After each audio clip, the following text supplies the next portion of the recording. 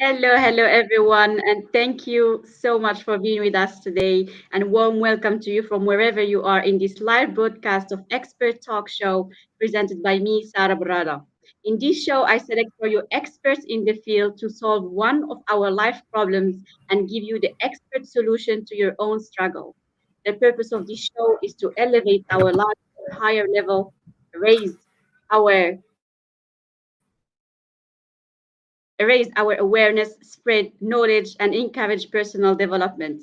Today, episode number 2, I host Dr. Priyanka Tibriwala, a medical doctor, 6 Seconds International EQ coach, and a family success coach. She founded the concept of structured parenting for passionate parents to build strong family systems that leave legacies. Thank you for accepting the invitation and being with us here tonight, Dr. Priyanka. Thank you so much. Looking forward to our time together, Coach. Thank you. So, first of all, can you please describe for us what a strong, rock solid relationship between kids and parents looks like for you? So I think it's, in the name, right? Strong, rock solid, which means that nothing can come in between it. There is no scope of any fragility, any breaks. Even if there are misunderstandings or differences of opinion, that doesn't mean that the relationship is hampered. So, it's a feeling that there is, we're a level above. There's a connection which is different, which is not, your regular connection, but it's a special connection. And we trust each other completely.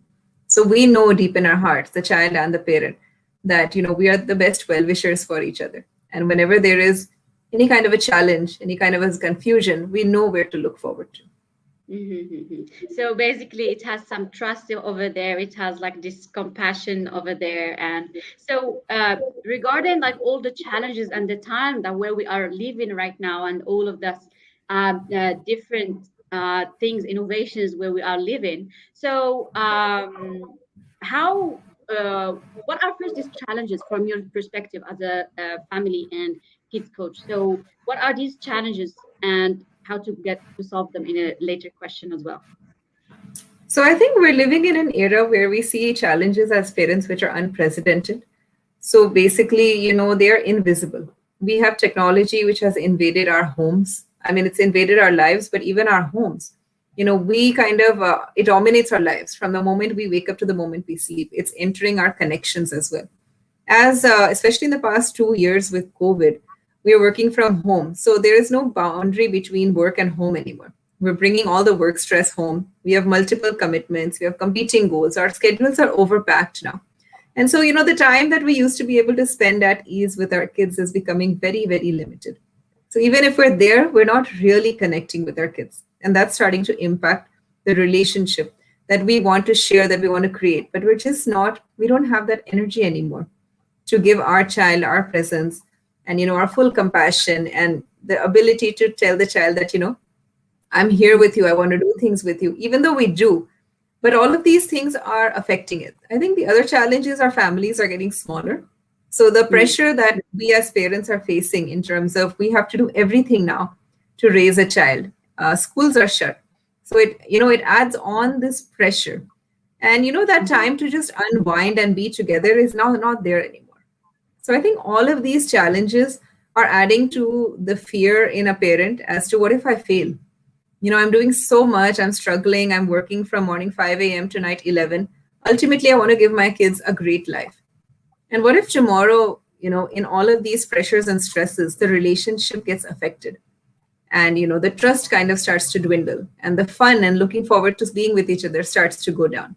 Then what's the point of all this? mhm. So I'm hearing like there are like some challenges that are coming by default as per the age difference and the gap generation, and there's also like the struggles that came in as the COVID lockdowns and all of this like working in distance and also giving time as parents to our kids and trying to solve and see what is their need to be there for them. So from your perspective, what is you think the most challenge that we are facing right now, like as parents in this time?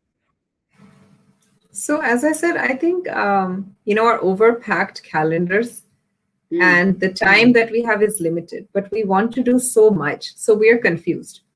What do we do with our kids and what do we not do with our kids is a big question in our head. And it's so jumbled up because we don't have it streamlined, we don't have it planned, we don't have a vision, that we are doing, things which are scattered all around. And that's not creating any kind of an impact on the child long term. Because for any impact, you need to do things repeatedly. You need to do it with an intent. You need to know why you're doing it. What's the reason for having family dinners together? I need to know Mhm. that for me to be motivated and encouraging and, tell my kids, even if they don't feel like it, that let's have it together because this is what we want to get out. So we've kind Mhm. of forgotten that in the rat race of our daily life. Okay, so I sense that there is like a lot of like communication that needs to be there between the kids and to understand like what's their really their needs and also like what they expect us and how they expect us to be around them and to serve them. So also what is it the best way for parents to bridge this gap between them and their kids in this type of scenarios? So, as you just said rightly, right, communication is very very important, and communication at the level of the child, at a level where the child can understand what we mean by that communication, where we can understand what's really going on in this child's heart and mind. And a lot of times for some parents, we feel that we are not very verbal people. We don't know Mm-hmm. how to continuously talk. But it's just the fact that you are there with the child without anything else going on. So can you take out 15 minutes a day to just sit with your child and just sip a cup of coffee, but be there without any technology, no Mm-hmm. phone, no television? Because that's the time that the child will also feel so relaxed that he'll naturally unwind and he'll share, his vulnerability. He'll share stories of his day. You'll start to remember, okay, so when I was a child, this is how I dealt with the situation. Or, this is a mistake I made and I don't want you to repeat the mistake. All of those things come only when you're in that relaxed space. Otherwise, we're always hurrying our kids up. Hurry up, we have to get to school. Hurry up, we have to go to class. Hurry up, we have to finish our Yeah. meals. So we've packed their calendars so much that we don't have the time. So I think, Mm-hmm. planning that I need 15 minutes a day with each child individually to Mm-hmm. just sit and be with them. It's like a very magical secret, I feel. It's so beautiful, and indeed, like I feel like sometimes I spend just like a very focused time with my son, and I feel like that's really like that makes the bonding more and more between us. So, and also it came to my mind like also for the younger ones. Probably we are talking now for toddlers who are like probably more than 4 years or 5 years that we are referring in this conversation. But also, what about like the younger ones? Like, for example, my son, he's less than 2 and there will be some other kids around the 3. So for this type of relationship, parents and kids, like what is it like? We try to do our best to be with them and serve their needs, but the problem is like the younger ones, they need us more time. They need us almost like the whole time with them. Like my son, basically, he needs me to play with him the whole time. And so what this is the challenge that I face. This is the challenge that I have. So I don't know how would I be also balancing between giving him time and doing my own tasks and my own things? So I think it's a very valid question, right? The first thing is you need to prioritize what is it that only you can give him, where nobody else can replace you. So make sure that you have time in your day for that. I know that, along with the basic necessities of feeding the child, bathing the child, sleeping with, having the child sleep. But besides that, what are those few values that you definitely want to transfer in your child from right now? By the way you talk, by the stories you tell, by the songs you sing. So once you have done that, then that guiltiness of a mom having to work and not paying attention to the child is gone because you have given him super high quality value from the Mm, that 1 hour that you've spent with the child, and the rest of the child rest of the time you actually should leave the child a little more independent. So they also learn to grow on their own and play on their own rather than having to be with them 24/7.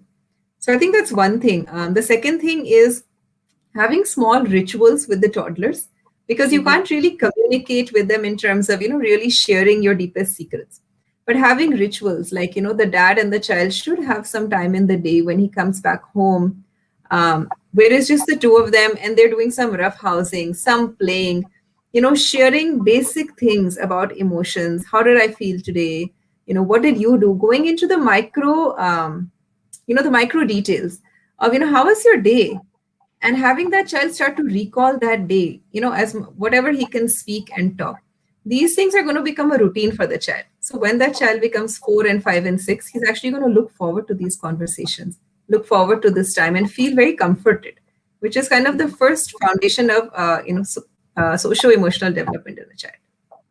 It's very interesting what you said, and actually, I agree with you. Like, in fact, that this relationship later on, they will be like key for our like bonding and like memories as well. So this pushed me like to also another question, which is like there is a lot of power struggle like between like the parents and the kids, either like the younger ones or the little like older ones. So how to deal with power struggle, and then basically like how, what is the best technique that you suggest that we can approach with it, like this type of problem that we face. So I think the first thing is, depending on the age of your child, right? You need to know which are some things which are non-negotiable. So, those are things that your child just cannot do. They're wrong. And which are some things that you can allow the child to explore and develop on his own, even if they make mistakes, even if they fall, it's okay. So, as a Mhm. parent, I need to know what are those 3 or 4 non-negotiables which I'm going to create boundaries around. That, you can go till here, but after that, then you can't go ahead. And we need to clearly explain those boundaries to our kids in a language that they understand. So our kids need to know that, this is my boundary. This is the kind of discipline that I have in the house. And if the discipline is broken, these are the reality consequences. This is what is going to happen, not in terms of shaming the child, being angry at the child, blaming it, but, a privilege will be taken, or they will not be able to go somewhere, or they will not be able to watch their favorite TV show or whatever, and that has to be told in advance. So when those boundaries are clearly defined, yes, the child will try to still exert his power, but at the Mhm. same time he'll slowly realize that he has to be a responsible individual. And in order to enjoy the rights that he has, the privileges that he has to be responsible towards following certain discipline, towards doing certain things which are expected. So I think clarity in this communication between, okay, this is what you can explore. There are no restrictions here, but there are certain boundaries, and these are the consequences. That's the first part. And the second part is certain values that we all believe in the house, right? They need to be clearly posted somewhere in the house. They need to be clearly talked about. So even that child understands that this is a value for our family. We all believe in it. And that's why there are certain yeses and nos that my parents are telling me to do. So Mhm. once the child is on board, right, a huge amount of those power struggles will actually start to shrink, because then that conflict of, why don't you allow me this and why don't you allow me that, comes to, okay, this is our value and we will not violate our value. So it's very easy to then talk to the child and explain to the child why we will not allow certain things. Mm-hmm. Yeah, I totally agree with you. Like there should be this communication of putting the boundaries and putting the way the values in there ready for them and easy to access, and also like but the problem that I still cannot figure out in here, which is the fact that like again I like for example my son is still under 2, so basically when I try to I still communicate with him and I still tell him if you do this we're gonna do that, and then there's gonna be this type of things, the consequences. But I just like don't know if like I find it like the only way how I can really talk about this is by doing like an alternative, like okay, if you don't do this we're not going to this, and I don't like doing that. I don't know, is that like even a good way to get out of that power struggle, or is it like or what an alternative would you suggest to this? So, for kids under 3, we actually don't even, it's not really a power struggle, right? It's just that child is becoming more and more independent and they want to try and experiment with things. So, the best way for having that child do something is to make it fun and interesting for them. So, give them options. Suppose the child doesn't want to go take a bath. So, instead of saying, if you don't take a bath, you're not going to have breakfast, you can say, okay, how should we take a bath? Do you want to run to the bathtub? Do you want to hop to the bathtub? Do you want to walk to the bathtub? So give them different choices. And you Mm. will find that, all of a sudden the child gets so engaged in the fact that this is going to be so much fun now. And, let me try running and let me try hopping, that the struggle of I didn't want to take a bath disappears. So for Mm, kids under 3, I think the whole idea of giving them a lot of consequences and punishments and timeouts is not really the right strategy. It's more about engaging their attention in a way that they start to see that this is fun and I have mm, choices. So you are actually giving them power by having them choose. You have to do this, right? You have to brush your teeth, but you want to brush with the red brush or the blue brush, so they still get that feeling of I have taken the decision when you give them a choice, rather than my mom is making me do this and I have no choice. I got it. So basically, I feel like there is a lot. Like I'm now you're talking, and I'm reflecting on this type of relationship that I'm having with my son, and I'm just thinking like I do give him choices exactly as you said to give him the impression that he's like making a choice, but at the same time, I do find it like very difficult for me to like. What advice would you give to parents in order to move their attention from like consequences and cause and effect to like what you just said, which is like giving them like authority and giving them the impression that they're really like in the power mode and not just like being controlled on. So, a lot of famous parenting experts and psychologists basically say when you want to get something done, right, you have to bring that person or that child in a yes mode. So, you have to start to make them say yes to certain things. That, oh, okay, you really didn't want to do the brush today. He's going to say yes. Oh, you Mhm, really feel tired today, you want to sleep? He says yes. Okay, how about we try and, brush our teeth and then we're going to have breakfast. So there's a higher chance that because the child is psychologically already in this, yes, yes, yes, yes, so they will say yes. But as parents, because we are rushing, we don't have time. So we want the mhm, child to brush his teeth right now so he can finish his breakfast so we can get to work. So it's about knowing that it doesn't take more than 2 minutes to do mhm, this. It really doesn't take that much time if you do it on a regular basis. Yes, initially, when you start it off for the first time, the child isn't used to this, right? He's used to mhm, the mom standing on the head and telling him, "We better do this right now." So mhm, initially, it might take a while for the child to also figure out that, oh, this is a new mom. This is a new way that she's handling me. mhm. But other than that, it doesn't take more than 2 minutes. And so I think, we all can give that to our kids so that, they're more cooperative and we are not fretted. We are not stressed out over the smallest of things. We actually start to be more creative and asking ourselves, okay, how can I make this fun for my child? Yeah, just a false alarm. No problem. No problem. So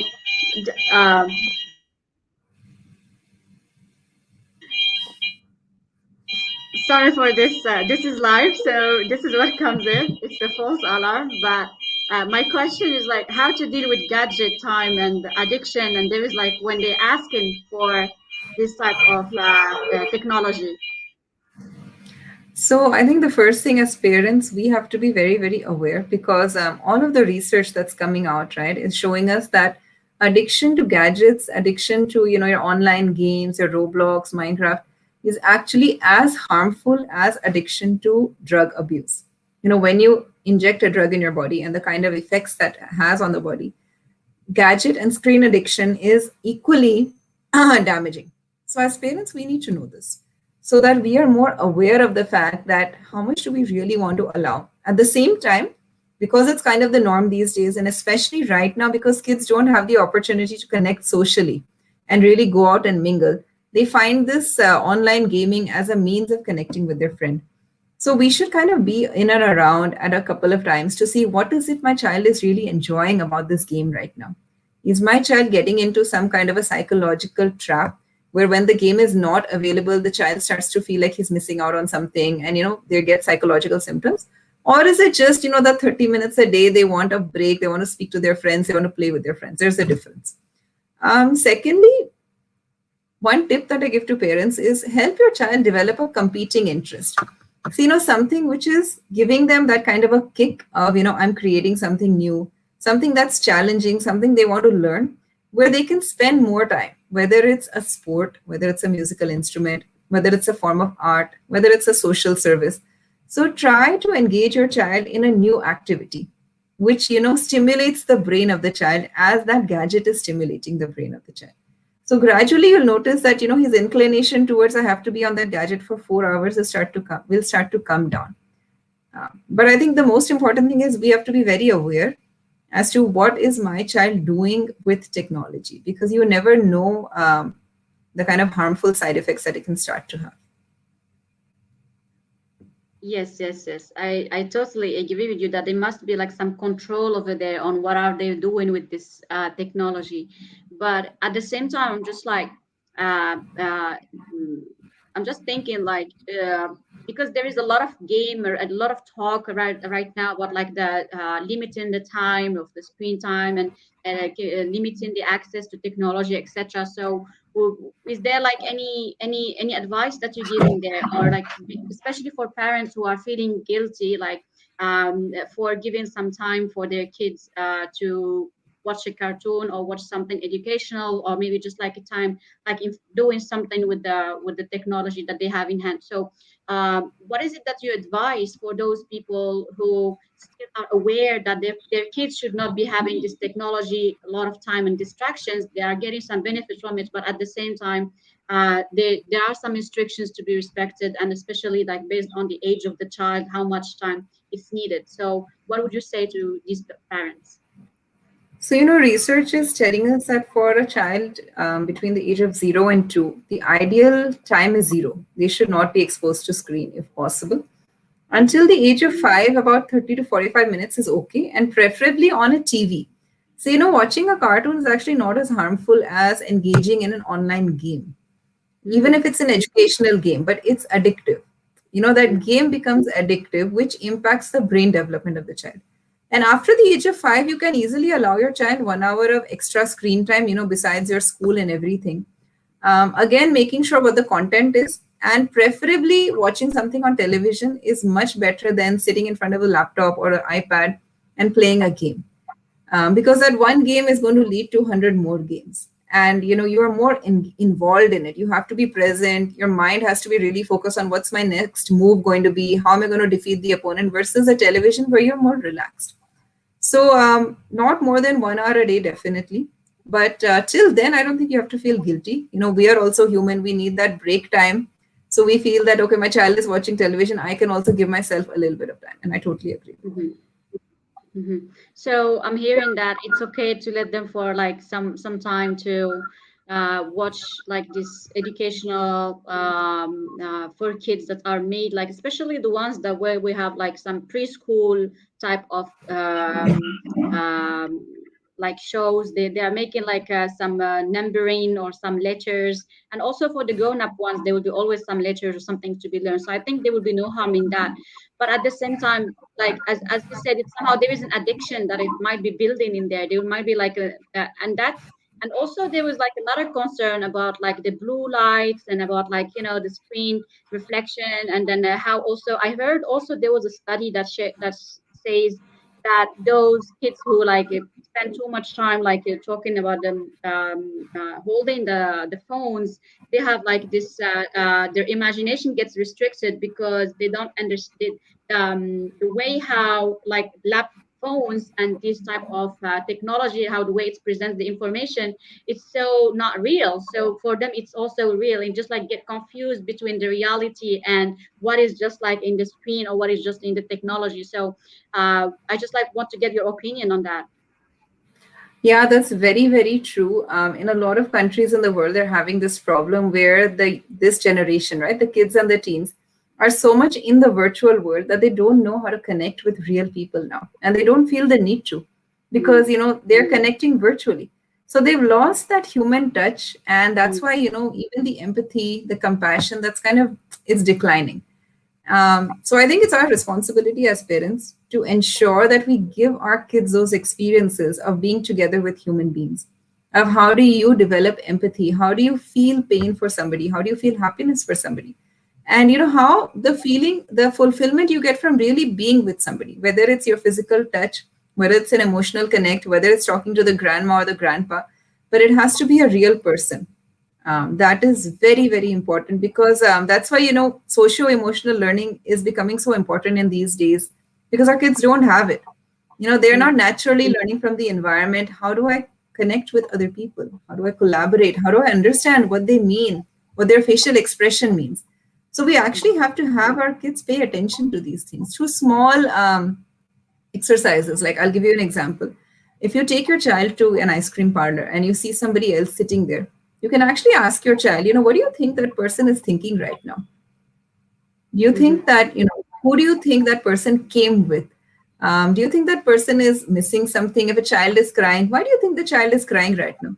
So we Mm-hmm. actually have to train our kids in observing others, in trying to understand their body language, because today's kids have not gotten that experience. And Mm-hmm. it's going to be a huge loss for them eventually when they go out in the real world, when they're expected to work in teams and they don't understand, how do I work in a team? How do I understand what my boss is saying or my colleague is saying, or how do I influence people? So these are all skills we have to teach our kids now consciously as parents. Hmm. That's so beautiful. And you're totally right. That's actually technology lets us like less and less human, like by being more like virtual and all of these things. So, like you said, like we need to train the kids to keep on with these skills and being like the empathy to be like still like with other human beings and the exercise. I really loved it. So, is there like some other like type of exercises or skills that or techniques that we can use in order to like even though our kids are having time in with technology they will still not cancel the human part of them and not like just like still be having that connection with humans, still have like that type of socializing. So is there any other techniques that would you advise with? So I think helping our children learn to ask open questions.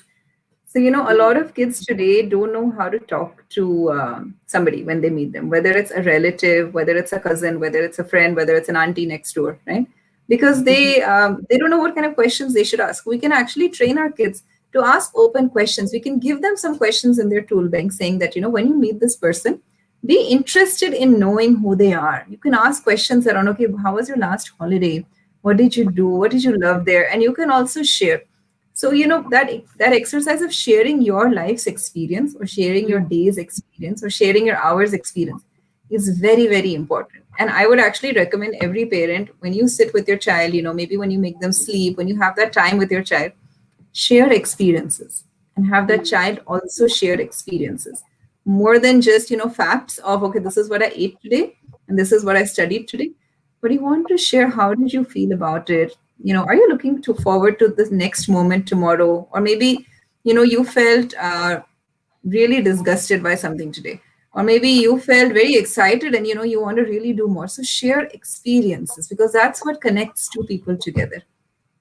mm-hmm. So it's like I'm hearing you like saying like when we're spending quality time with our kids and we are sharing with them these moments, it's like we are investing for the future. It's like we are investing like for this relationship in the future. So how would you what does it mean for you when we're talking about like this future bonding that gets like at this level created. So right now it's like we are creating the basis of the relationship, and it's like an investment for the future. So how is it like for you, or how do you define it from your perspective? So, we buy insurances for everything in life, right? We buy life insurance, we buy medical insurance, we buy our car insurance. But have we Mm-hmm. ever bought a family insurance that is going to make sure that my family is successful, my family stays together, my kids, have somebody in their life as, that lighthouse, as that role model, as that sounding board? We don't buy insurance for that, right? Because we can't Mm-hmm. buy it. It's priceless. We have to create it. And how do we create it? Is by spending these moments with our kids in those initial years. Because time Mm-hmm. is a commodity that you can't replace. You Yeah. can replace money, you can replace a house, but the time that goes by, you can't bring it back. You can only regret. So why do we Mm-hmm. want to live in regret? We have brought these children on earth for a reason. We want to experience the joys of parenthood. We want to raise kids who can contribute tomorrow in a big way, who can make some impact. So, knowing Mm-hmm. all of this, right, it's important for us to then plan our journey with our kids in such Mm-hmm. a way that we can actually feel so happy when we see those kids tomorrow as future leaders and feel that, I played a part in that, Mm-hmm. and a part of me is with them. and they're making the right decisions. I don't need to worry. Even if I'm not there tomorrow, I know that I've given my kids so much strength that they are going to be able to take care of not only themselves, but the people around them. Mm, And for any parent to feel this, right, to really know this at the, the crux of their heart, they are going to have to put in, I wouldn't say a huge amount of effort. It's about, do I value this? Do I have that in my vision? Because if it's there in my vision, it's going to come naturally in my actions. So I mm, always say start off with a vision. Who do I mm, want to be as a parent? What kind mm, of kids do I want to raise? What are those values I want to give? And then mm, it's easy to convert that into actions, right? And we can keep reflecting and keep refining as our kids grow, as they become the preteens and teens and college students. mm, A relationship will keep modifying. But that mm, vision has to be there for me to mm, have that motivation that even when I come home from office at 9, I'm dead tired, I'm stressed.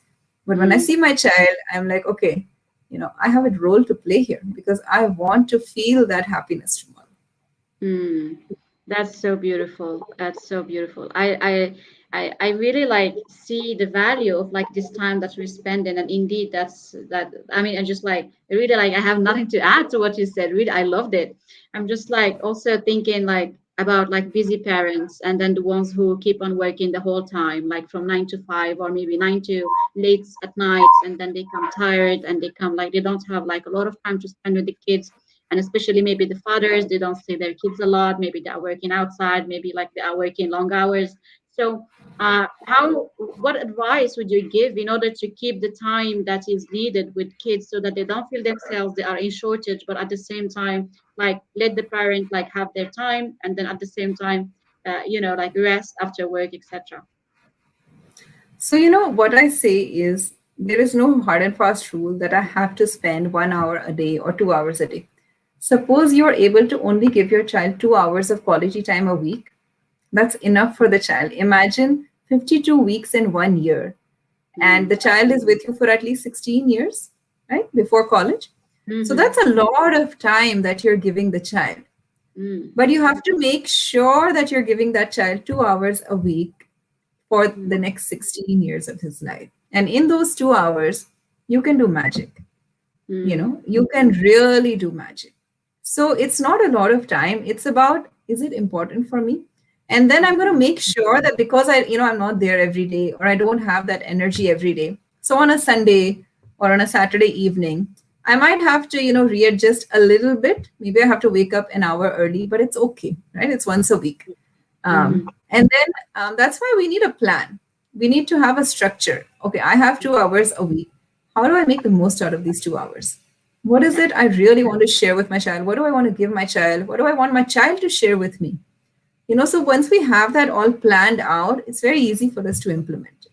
It's about just Mm, giving yourself that time to make the plan and to make it in a way that is sustainable, that's worthwhile. You mm. need to feel that it's valuable. Mm-hmm, mm-hmm. I totally agree with you, and that's actually part of the personal success, which is to have your own plan and own vision, your own purpose and values in life, and that's also as a parent, as a father, and as a family to have one bigger plan for the week and for the month, what we want to do in this month as a family, what are the values that we are here basing ourselves on. And I just like so much like love what you said, and this is exact. I can relate to what you're saying because that's actually in my coaching as well. On a personal level, that's what we do, but then also as a family level. So that's why now I'm expanding this vision to like actually as a family as well, and I love that. So I just want to ask you at this point now, like for the we know like there is a gap, generation gap between the way how like we know parenting is like from our parents, and then the way how this world is going, like with the technology and with all like this type of um, uh, um, pandemics and all of these things happening in the world. So just like, is there something specific that we need to take into consideration in order to have healthy and to raise kids in our time in a much more strong bond relationship? So I think connecting our kids with where they came from is the first step. Our Mm-hmm. kids need to know who are their ancestors, what's that soil that I came from, what makes us a little bit unique. Every family has a certain history. And that gives them a certain strength and uniqueness. That's the legacy of the family, right? So for any child, once they know that, it gives them that power to say that, I know I'm like the word, but there's this one thing in me which is unique, and I'm proud of it. So I think that's the first thing. And the second thing is, be in constant communication with what's happening in the child's world. So, you don't wait until things get so sour, or so the child becomes so far that it's difficult to pull them back. Because the child is going to go through times where, he likes his friends more, and, peer Mhm. pressure, that's all going to happen. But if you're in constant touch with the child, and if your roles change, right?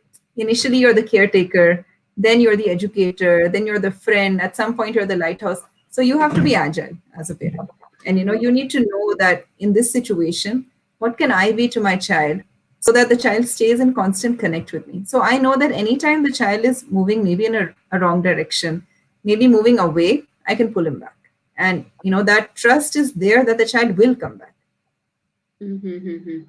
I love that. So basically, it is a work in progress, and it's also important for them to get back to their like family, and then how the way how things are like the principles by which like the family is rooted down into, and that's the legacy that you're talking about in here. So if I want to just like to ask you probably one last question in here, just like is there any secrets to build a rock solid relationship with kids for any time and for any age of the kids? So I think the secret we've been talking about, but the secret is basically have a vision, convert Okay. that vision into an actionable plan, and Mm-hmm. follow through. It doesn't matter if you're spending 50 hours a week or 1 hour a week. It's about what is it that you're really looking for, and how sincere are you in that. So, just make sure that relationships are always a work in progress, right? You'll never be like, okay, now I'm done, and now this is done from my life and I can focus on something else. It's always going to be there. And you need it, right? Because relationships are what give you those feelings of happiness and joy and success. So I think the secret is to have that plan, and to Mm-hmm. have a plan, especially in a family where everyone's on board. It's not only your plan. All four of you or five of you who are core members of that family are somewhere involved in that plan. Mm-hmm. That's so beautiful. So I totally like encourage parents to go ahead and then have their own plans and then get their own like they sit in a family gathering and then decide on what is it the values that we want to build to for our family. What are the principles that are rooted there? They are not negotiable. What are the boundaries of the family? What are the limits? What are the red lines? And the purpose that we are living and we're striving for, the vision that we're looking for, and also to try to have like just this continuous type of communication so that the child doesn't feel themselves they are like neglected or ignored, and to have like this constant bonding with the child. I think is that I'm getting it right? Is that what it is? Yes, exactly. You've really summarized it really well. Amazing. So is there something last that you'd like to give before we close our show today? A last word? So I just wish all the parents out there, I know you guys are amazing parents. You're doing so much for your kids. So, just remember why you decided to become a parent, Mm. and how you're going to feel when you really feel that you've succeeded as a parent. And I think that's going to really keep you motivated. If you need any help in terms of how do I create this plan, what do I do, so I'm always available. You can connect with me and we can take it further. But other than that, I wish you all the best, and I know you're going to be great.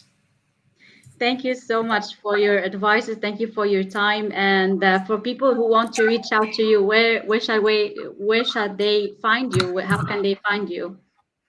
So the name of my brand is Connect, and I'm on Instagram under two labels. My name Priyanka Chibrawal and Connect to EQ. So they can DM me and we can get on a Zoom call. We can chat. I work with clients around the world, so I think Zoom has given us that permission to work with people anywhere, anytime. Mhm. Okay, thank you so much for your time, and please go ahead and then connect with her. That connect to EQ and also on her personal page. Thank you so much for being with us today, Dr. Priyanka Tibrewala, and thank you everybody for watching us, for being or listening to us. And I wish you have a great parenting, have a great relationship with your kids, and looking forward to see you in another episode. Thank you, everyone. Bye. Take care. Thank you. Goodbye.